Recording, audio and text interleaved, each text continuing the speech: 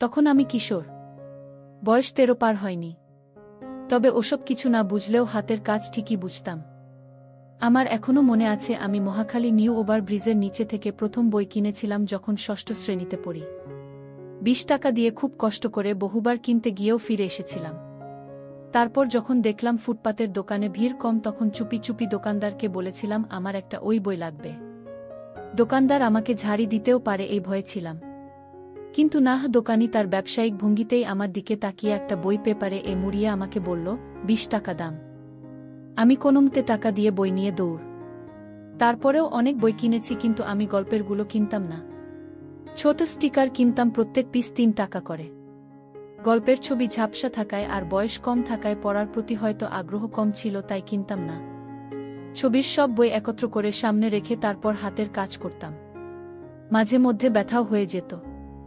একবার এক বড় ভাইয়ের সাথে সিনেমা হলে ওইসব সিনেমা দেখতে গিয়েছিলাম, বিচিত্রা সিনেমা হলে। ছবিটা আজও মনে আছে। পরে বহু খুঁজাখুঁজি করে ইউটিউব এর মাধ্যমে পেয়েছিলাম। ছবিটার নাম দ্য লিনিয়ার কুতিনতো ব্রাস এর ইটালিয়ান ইট্টিক ফিল্ম। শেরিনা গ্রন্ডির বিশালাকার একটি বয়স্ক লোককে হাত ধরে খাওয়াচ্ছে। এখনো মনে মনে ভাবলে মনে হয় যেন আমার মুখেই পুড়ে দিচ্ছে। শেরিনা গ্রন্ডির অনেক মুভি নামিয়ে দেখছি, আর তার সিনেমা দেখতে আমার খুব ভালো লাগত। ডিসেম্বর মাস, শীতকাল। আমি তখন 7ম শ্রেণীর ফাইনাল পরীক্ষা দিলাম। নিয়ম মাফিক দাদিকে দেখতে যেতে হবে, আবার সামনে কুরবানির ঈদ। আমার অতীত অভিজ্ঞতা থেকে শীতকাল বাড়ি যাওয়া মানে অসহ্য একটি বিষয়। তারপরেও আব্বার ধমক ও মার থাবড়ার ভয়ে বাড়িতেই যেতে হবে। প্রতিবছর ফাইনাল পরীক্ষা শেষ হলে ও ঈদ করতে গ্রামের বাড়িতে যাওয়া হতো। প্রায় ঈদের 2 সপ্তাহ আগে বাবা আমাদের বাড়িতে দিয়ে আসতেন। দুদিন থেকে আবার চলে যেতেন ঢাকায়, কারণ তার অফিস খোলা। আমার গ্রামের বাড়ি দিনাজপুর জেলার বিরামপুর গ্রাম। যাওয়ার একমাত্র পথ দীর্ঘ লঞ্চ যাত্রা। লঞ্চে যেতে আমার খুব ভয় করত, কারণ আমি সাঁতার জানি না। তাই আমার দাদি তখন বেঁচে ছিলেন, যদিও উনার অবস্থা খুব ভালো ছিল না। যখন তখন উনার যাই অবস্থা। উনার সেবা যত্নের জন্যে ফুফু ও ফুফাতো বোনরা ছিল। আমাদের গ্রামের বাড়ি থেকে ফুফুদের গ্রামের বাড়ি অনেক দূরে ছিল, তাই ফুফু ও বোনরা পালাক্রমে দাদির সেবা করত। আমার ফুফাতো বোন ছিল 2 জন, তারা 2 ভাই ও 2 বোন। বড় বোনের নাম মুক্তা ও ছোট জনের নাম রিক্তা। দীর্ঘ লঞ্চ যাত্রায় কেবিনে বসে খুবই বিরক্ত লাগছিল। নদী থেকে প্রচণ্ড কনকনে বাতাসও বইছিল। তাই কেবিনের বাহিরে চলে এলাম, যেখানটায় সূর্যের আলো পড়ছিল।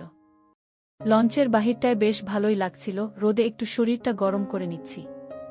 একটু দূরেই একজন 25-26 বছর বয়সী মহিলা তার ছোট বাচ্চাকে নিয়ে নৌকা দেখাচ্ছে আর কি যেন বলছে, মাঝে মধ্যে পিচ্চিটার গাল ধরে টানে। আমি একটু কাছে যেতেই জিজ্ঞেস করলা, তোমরা যাবা কোনো গ্রামে? আমি বললাম, বিরামপুর গ্রামে। মহিলা বলল, ও তাইলে তো অনেক দূর, আমরা যাব নবাবগঞ্জ, চিনো? আমি বললাম, জি না, আমি চিনি না। মহলা বলল, এই তো পরের স্টেশন, প্রায় আয়সা পড়ছি, 30-40 মিনিট লাগবে। একটু পর আন্টি টাইপ মহিলা নিচু হয়ে আবার বাবুর গাল ধরে টানাটানি করছে। এমন সময় আমি খেয়াল করলাম ওপর দিয়ে দেখা যাচ্ছে। আমার তো চক্ষু যাই অবস্থা। অনেকটা দেখেও না দেখার ভান করছি। এদিক ছোট মিয়াও কেমন যেন হয়ে যাচ্ছে। তখন আমি ছোট ছিলাম বিধায় ভেতরে কিছু পড়া শুরু করিনি। এভাবে প্রায় 5 মিনিট কেটে গেল। একটু পর আন্টি লঞ্চের বাথরুমে গেলেন। আমি যেখানে দাঁড়িয়েছিলাম বাথরুমটা তার সামনেই, লঞ্চের শেষ ভাগে, তেলের ড্রাম এর কাছেই। উনি বাথরুমে যেয়ে দরজা লাগিয়ে দিলেন। কিন্তু হায় কপাল, দরজাও এমন তারের গুনা দিয়া পেঁচানো লক, ফলে দরজাটা লাগালেও অনেকটা দেখা যেত। আমি একটু ভালো করে খেয়াল করতেই ভেসে উঠল সেই চির আকাঙ্ক্ষার জিনিস। আর সেখান থেকে বাহির হচ্ছে অজস্র পানির ধারা। একটু পরন্ত বিকেলের রোদের আলো আমাকে এদিক দিয়ে অনেকটা উপকার করছে। বাস্তবে প্রথম দেখলাম এই কি জিনিস। এই বয়সে এখন মনে পড়ে সেটি। এমনটা দেখে আমার মনে হলো আঙ্কেল অনেক শক্তিশালী। একটু পরে নেমে পড়ল তার গন্তব্যস্থানে। নামার সময় তিনি আমার দিকে তাকিয়ে একটু হাসলেন। আমার মনে হয় তিনি ধরে ফেলেছেন আমি তার সব দেখে ফেলেছি। তারপর প্রায় 2 ঘন্টা লঞ্চে বসে আমি তাকে কল্পনা করেছি। স্টেশনে আমার চাচাতো ভাইরা হাজির ছিলেন। তারা আমাদের ব্যাগগুলো মাথায় নিয়ে গ্রামের দিকে রওনা হলেন। আমিও তাদের পিছু পিছু হাঁটা দিয়ে অবশেষে বাড়ি পৌঁছালাম। বাড়ি পুরো গম গম করছে। আমরা আসার খবর পেয়ে আমাকে এটা ওটা জিজ্ঞেস করছে। আমার তো কোনো দিকে মন নেই। কখন নিজেকে শান্ত করব ওই তালে আছি। এমন সময় আমার ফুফাতো বোন রিক্তা লেবুর শরবত নিয়ে এল। সে আমার বয়সের থেকে 3 বছরের বড়, দিনাজপুর সরকারি মহিলা কলেজে HSC এর প্রথম বর্ষের ছাত্রী। তার গায়ের রং হলদে ফর্সা, এই রং আমি নিজেও পছন্দ করি। আমাকে জিজ্ঞেস করল, কেমন আছিস? আমি বললাম, ভালো। পড়ালেখা কেমন চলে? পরীক্ষা কেমন হয়েছে? পাশ করবি তো? ভালো হয়েছে। আমি বাথরুমে যামু এই বলে আমি রওনা দিলাম, কিন্তু রিক্তা আপাও দেখি আমার পিছে পিছে আসে। আমি বললাম, তুই আসস কেন? সে বলল, সন্ধ্যা পড়ছে, যদি আবার ভয় টয় পাচ। বাথরুমে ঢুকে দরজা লাগাতেই আসলেই ভয় পেয়ে গেলাম। পুরা অন্ধকার, বাথরুমটা ছিল গাছগাছালির ভিতর, ঝিঝি পোকার ডাক, কান মনে হয় যে কোনো সময় নষ্ট হয়ে যেতে পারে। ভয়ে নিজেকে আর শান্ত করা হলো না। 1 নাম্বার কাজ করেই বেরিয়ে পড়লাম। এক কাজেই শব্দ হল, তাতে মনে হলো আসমান থেকে জমিনে ঝরনা পড়ার শব্দ। এত শব্দ হলো যে? কয়দিন ধরে জমিয়ে রেখেছিস? কাল সকাল থেকে জমিয়েছি। বসলে এত শব্দ হতো না। এখানের যেই অবস্থা, আবার বৈসা। বাবা করা ডাক দিয়া বলল, তন্ময়, তুই কি তোর দাদির কাছে আইছিলি?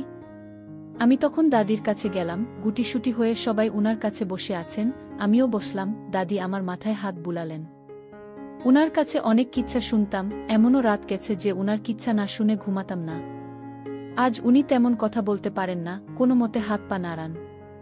মা বলল, আগে কত কিচ্ছা শুনতে আসতি, আর এখন কাছেই আস না। চাচা চাচির সামনে মা, বাবা, ফুফু সেখানে রয়েছে। আমার পিছনে দাঁড়িয়ে আছে 2 ফুফাতো বোন। বড় ফুফাতো বোন অনার্স পড়েন। দেখতে শ্যামলা হলে কি হবে, অনেক লম্বা, আর 2টা বিশাল অধিকারিণী। আমার মাঝে মধ্যে মনে হয় এরা 2 বোন এত বড় সাইজ হলো কিভাবে। মুক্তা আপা বলে উঠল, গ্রামে এসেছিস, সবার বাসায় গেছিস, যাইয়া সালাম দিয়া আসবি না? আমি বললাম, চলেন। আমাদের গ্রামে তখনও বিদ্যুৎ যায়নি। ভয় পাব রাতে, এই ভেবে মুক্তা আপা আমার সাথে চললেন। তন্ময়, পড়াশোনা করিস ঠিকমত? আমি বললাম, জি করি। বড় আপা আমাকে বগল তলায় ধরে নিয়ে যাচ্ছে যাতে আমি ভয় না পাই। সেই অনুভূতিটা আমার খুব ভালো লাগছিল। এমনি লঞ্চে এক কাহিনী হয়েছে, কিছুই করতে দিতে পারিনি। আমিও মাথা দূরে সরাচ্ছি না, আমি ছোট, উনি কিছু মনে করবেন না, এই ভেবে মাথা কাছাকাছি করে রেখেছি। মনে মনে অনুভব করতে লাগলাম, আহ, যদি একটার পারতাম। এরকম করে এ বাড়ি থেকে ও বাড়ি গিয়ে সালাম জানিয়ে আসলাম।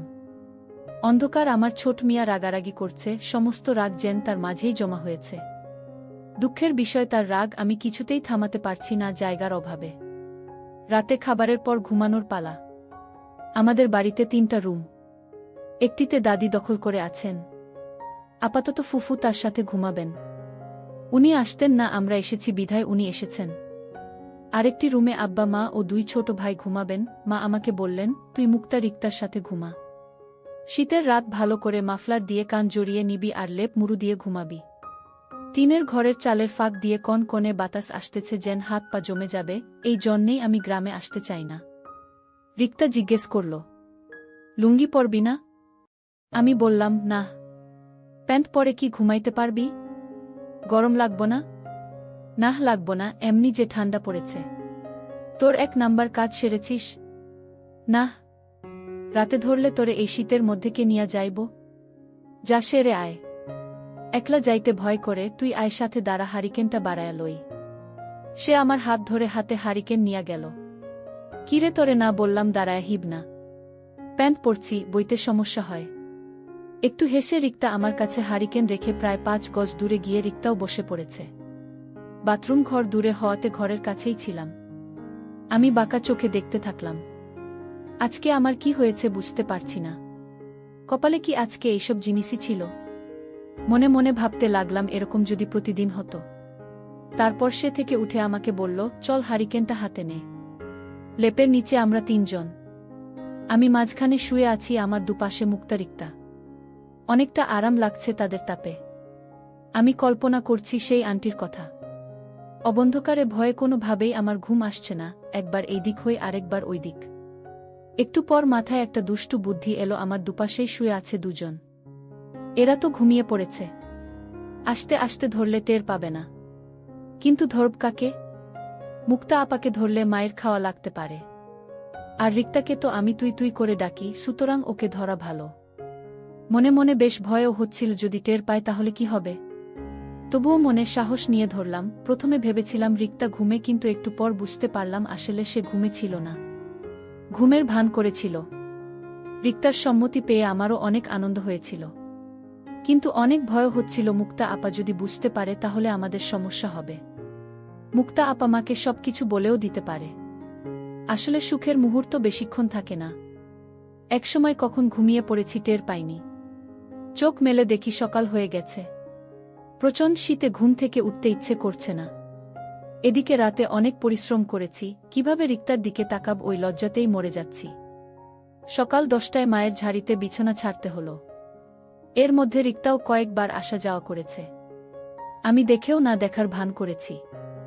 ঘুম থেকে উঠে দাঁত ব্রাশ করে খেতে বসেছি। রিক্তা খাবার বেড়ে দিচ্ছে।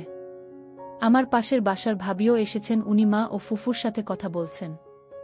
উনার স্বামী মালয়েশিয়া গেছে 2008 সালে, এখনও দেশে ফিরেনি। যাওয়ার সময় আমাদের বাসা হয়ে গিয়েছিলেন।